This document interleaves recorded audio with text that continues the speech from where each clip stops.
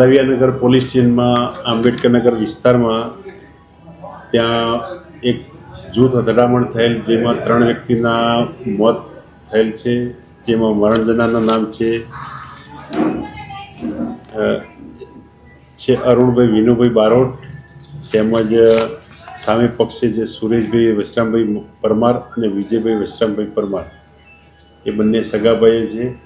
અને આ અકસ્માત બાઇકને અકસ્માત ગાડી અડવાથી અકસ્માત સામાન્ય અકસ્માતવાદી બોલાચાલી થયેલ અને છરી, બેટ તેમજ તારિયા ધોકા વડે ઈજાઓ પહોંચીને હાલમાં 3 વ્યક્તિઓ ઇન્જર્ડ છે, જેમાં 2 સારવાર હેઠળ છે અને એક બેનને સામાન્ય ઈજા છે.